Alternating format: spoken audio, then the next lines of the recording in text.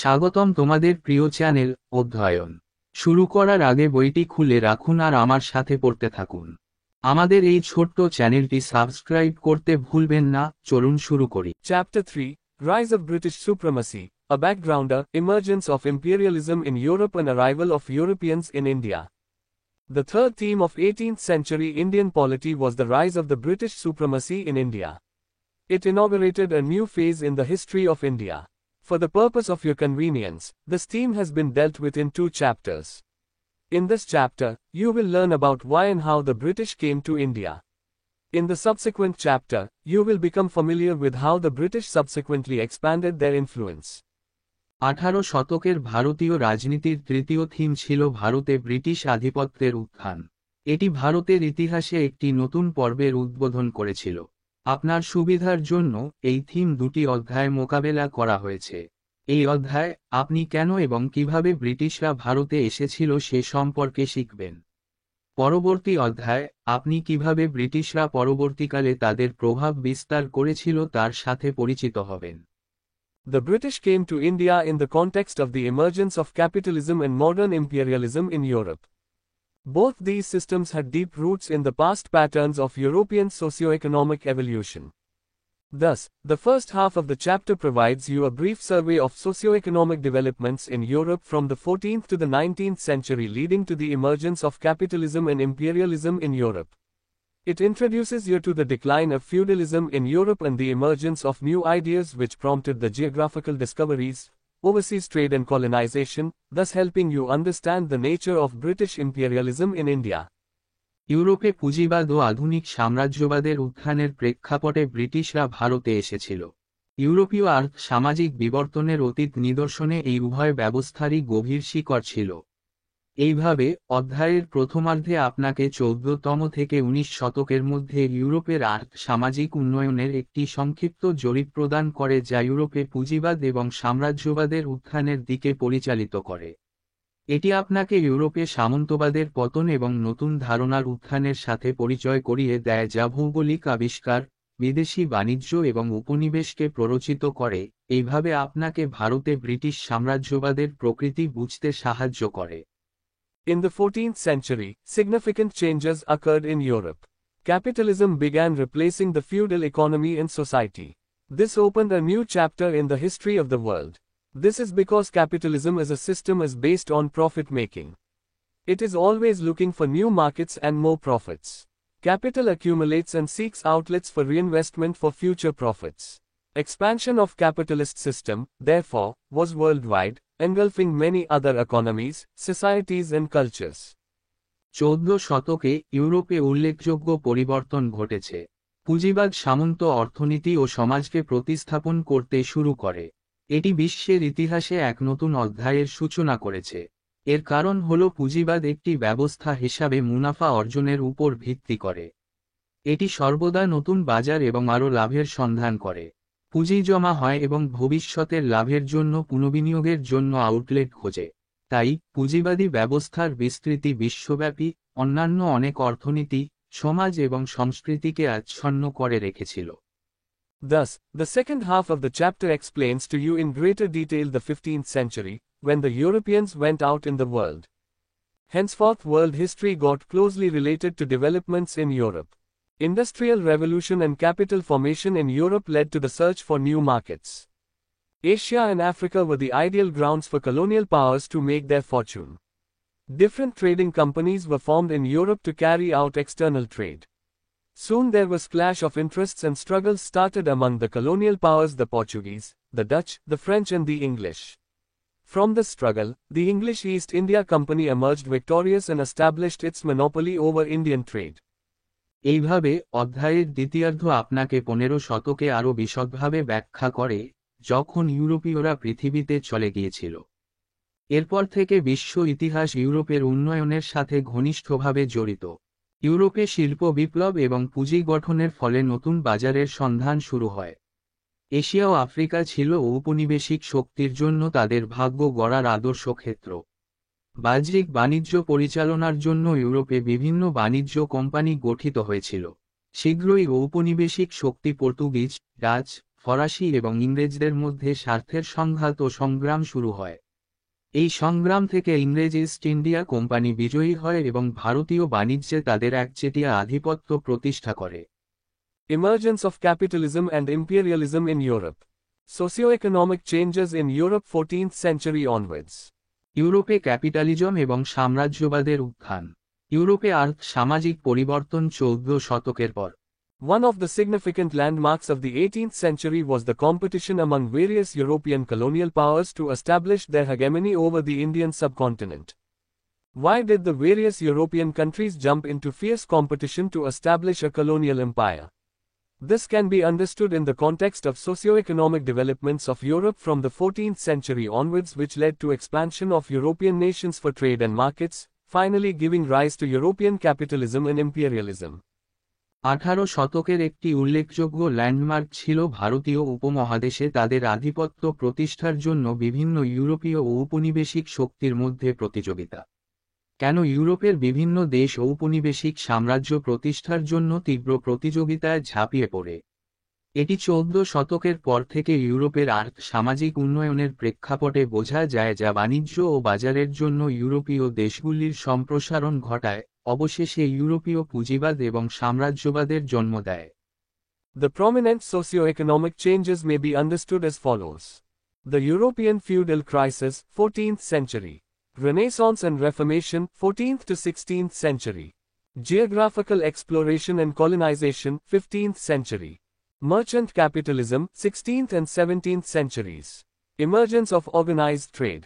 Joint stock companies and chartered companies, 17th century. Mercantilism, 17th century. Scientific ideas and industrial revolution, 18th century. বিশিষ্ট সামাজিক পরিবর্তনগুলি নিম্নরূপ বোঝা যায়। ইউরোপীয় সামন্ত সংকট 14 শতক। রেনেসা অসংস্কার 14 থেকে 16 শতক। ভৌগোলিক অনুসন্ধান এবং উপনিবেশকরণ 15 শতক।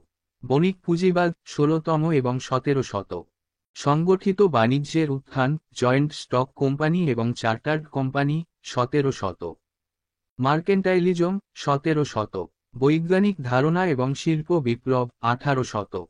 Together the above changes accounted for commercial revolution in Europe, 16th and 17th centuries, and culminated in the transformation of Europe from merchant capitalism to industrial capitalism. উপরোক্ত পরিবর্তনগুলি একসাথে ইউরোপে বাণিজ্যিক বিপ্লবের জন্য দায়ী। 16তম এবং 17 শতক এবং ইউরোপের বণিক পুঁজিবাদ থেকে শিল্প পুঁজিবাদের রূপান্তরে পরিণত হয়েছিল। European feudal crisis, 14th century. Feudalism had been in existence for about 1,000 years and was the dominant social system in medieval Europe.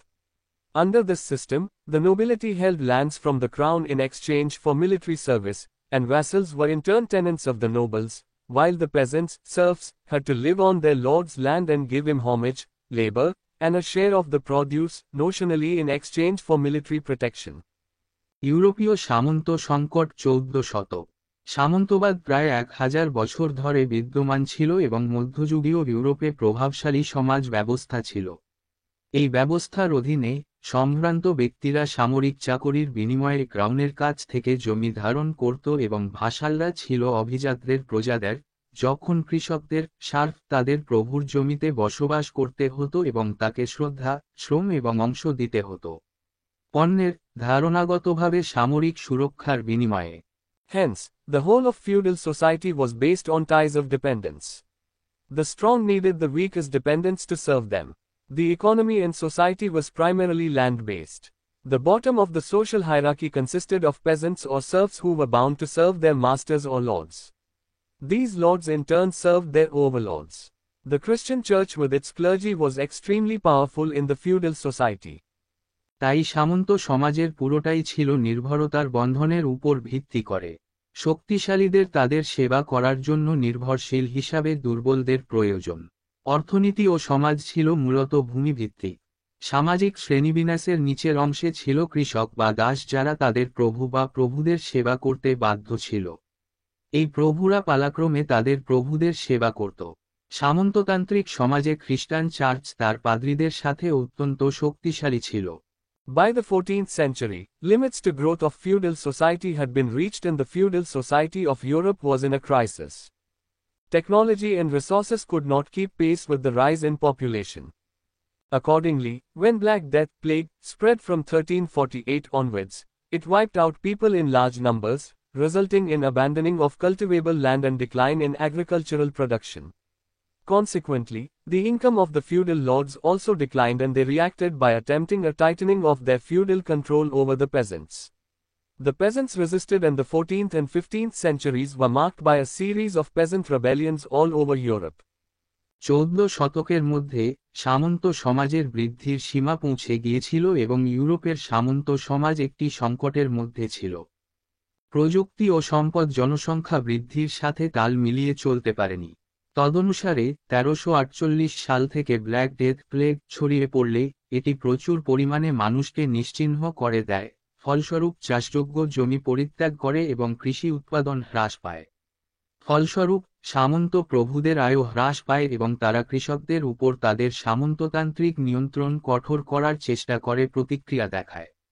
কৃষকরা প্রতিরোধ করেছিল এবং 14তম এবং 15 শতকে সমগ্র ইউরোপ জুড়ে কৃষক বিদ্রোহের একটি সিরিজ দ্বারা চিহ্নিত হয়েছিল। The crisis was particularly intense in Western Europe, broadly the area west of River Elbe, consisting of countries like England, France, Holland, Spain and parts of Germany and Scandinavia. Here the hold of feudal lords weakened and serfdom declined after the feudal crisis, leading to the emergence of nation-states under strong monarchs.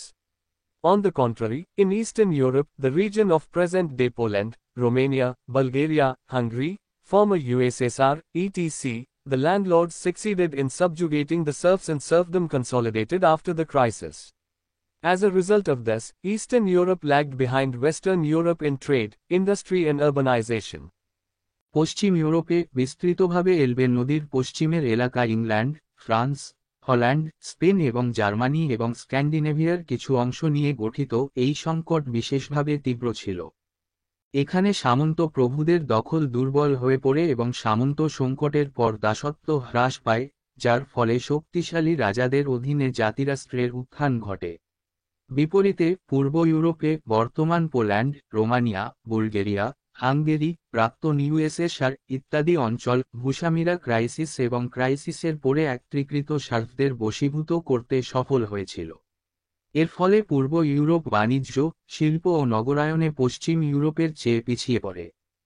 As a result of the feudal crisis, agriculture became less profitable, whereas gains in trade and commerce increased substantially. For instance, in Italy, also the birthplace of Renaissance, the merchants had been prospering immensely since the 11th to 12th century by supplying various artisanal goods and luxury items to Europe. Marco Polo, 1254 to 1324, emerged as a legendary Italian merchant who traveled to China and fascinated Europeans with his travel tales. Italy also enjoyed a geographical advantage in the Mediterranean as it was connected by both land and sea routes to the east. By 1500 AD, Italy had emerged as the most prosperous state in Europe with flourishing trade centers, including Venice, Milan, Florence, Geneva and others. সামন্ততান্ত্রিক সংকটের ফলে কৃষিকাজ লাভজনক হয়ে ওঠে, যেখানে ব্যবসা বাণিজ্যের লাভ উল্লেখযোগ্যভাবে বৃদ্ধি পায়। উদাহরণস্বরূপ, ইতালিতে এছাড়াও রেনেসার জন্মস্থান, বণিকরা 11তম থেকে 12তম শতাব্দীর পর থেকে ইউরোপে বিভিন্ন কারিগর সামগ্রী এবং বিলাসবহুল আইটেম সরবরাহ করে প্রচুর সমৃদ্ধি লাভ করেছিল। মার্কো পোলো 1254 থেকে 1324 একজন কিংবদন্তি ইতালীয় বণিক হিসেবে আবির্ভূত হন যিনি চীন ভ্রমণ করেছিলেন এবং ইউরোপীয়দেরকে তার ভ্রমণ কাহিনী দিয়ে মুগ্ধ করেছিলেন। ইতালি ভূমধ্যসাগরে একটি ভৌগোলিক সুবিধাও উপভোগ করেছিল কারণ এটি পূর্বে স্থল ও সমুদ্র উভয় পথ দ্বারা সংযুক্ত ছিল। 1500 খ্রিস্টাব্দের মধ্যে Italy Venice, Milan, Florence, Geneva এবং অন্যান্য সহ সমৃদ্ধ বাণিজ্য কেন্দ্রগুলির সাথে ইউরোপের সবচেয়ে সমৃদ্ধ রাষ্ট্র হিসাবে আবির্ভূত হয়েছিল। Renaissance and Reformation, 14th to 16th century. Renaissance was a period, 14th–16th century, of great social and cultural change that spread across Europe from its birthplace in Italy. Some historians consider the European Renaissance as the dawn of the early modern era. The term, Renaissance, is derived from the French word meaning, rebirth. It was a period characterized by innovation, imagination and creativity. The Renaissance was also a time during which Europe's classical past was revisited and reinvigorated. The most notable changes were experienced in the fields of art and architecture, literature, philosophy and science. Naturally, Renaissance led to the questioning of orthodox beliefs and decline in the influence of the Catholic Church.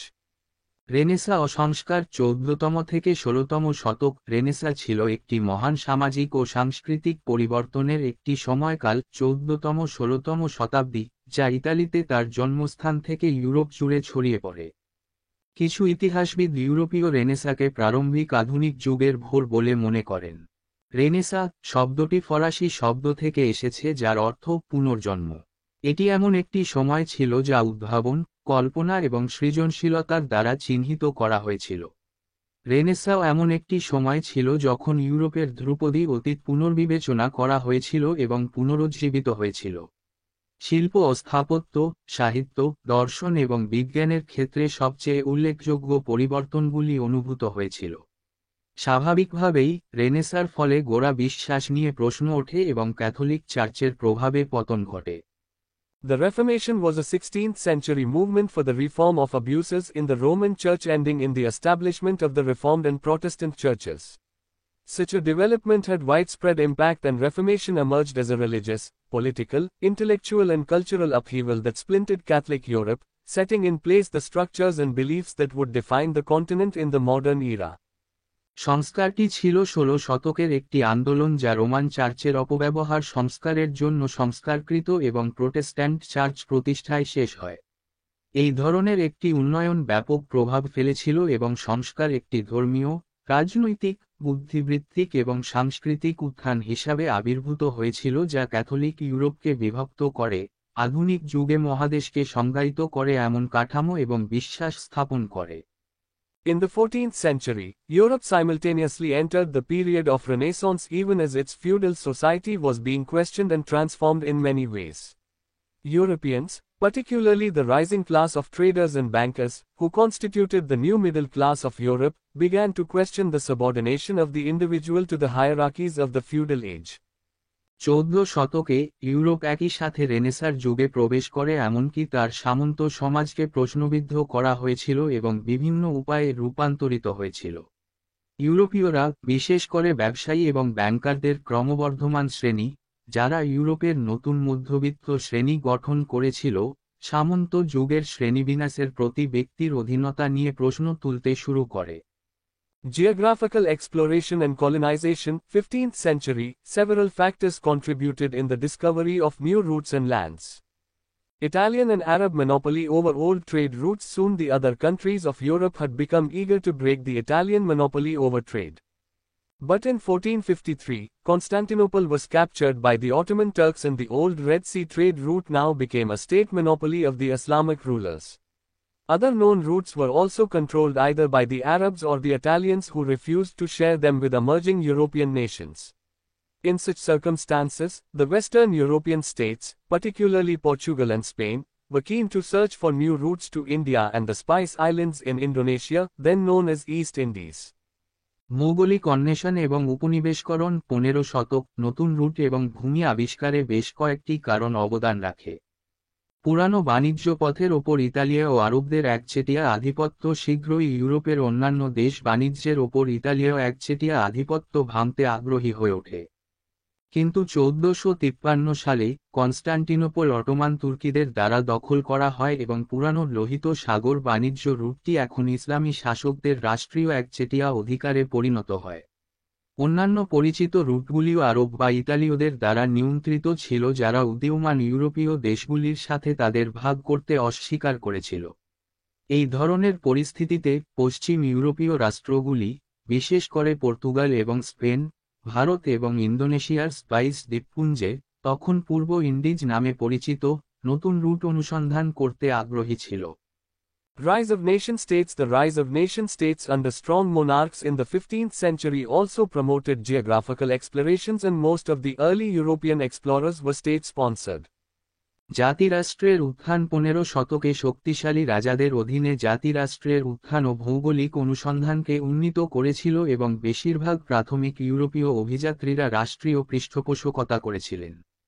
Renaissance had generated a great spirit of adventure and inquiry among the people of Western Europe.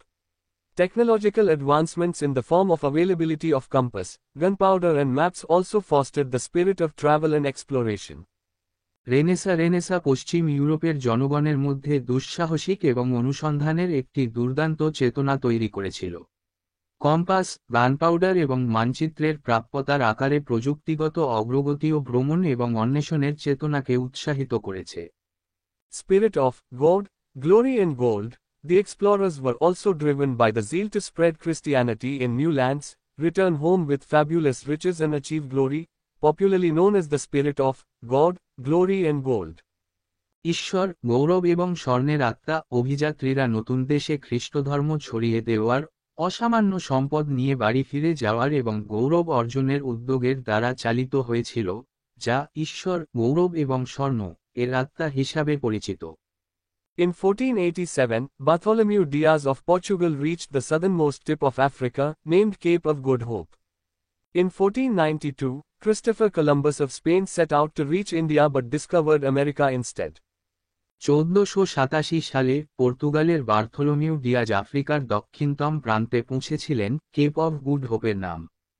1492 সালে স্পেনের Christopher Columbus ভারতে পৌঁছানোর জন্য রওনা হন কিন্তু পরিবর্তে America আবিষ্কার করেন। In 1498, Vasco da Gama of Portugal discovered a new sea route from Europe to India and became the first European to reach India by sea. From Africa, he sailed via the Cape of Good Hope and continued to India, reaching Calicut. He returned with a cargo which sold for 60 times the cost of his voyage. Read ahead. The arrival of Europeans. 1498 সালে পর্তুগালের Vasco da Gama Europe থেকে ভারতে একটি নতুন সমুদ্র পথ আবিষ্কার করেন এবং সমুদ্রপথে ভারতে পৌঁছানোর প্রথম ইউরোপীয় হন। আফ্রিকা থেকে তিনি কেপ অফ গুড হোপ হয়ে ভারতে চলে যান, কালিকটে পৌঁছেন। তিনি একটি পণ্যসম্ভার নিয়ে ফিরে আসেন যা তার সমুদ্রযাত্রার মূল্যের 60 গুণে বিক্রি হয়েছিল। আগে পড়ুন, ইউরোপীয়দের আগমন। এখানেই এই ভিডিওটি শেষ করলাম। পরবর্তী ভিডিওতে আমরা বাকিটা পড়ব।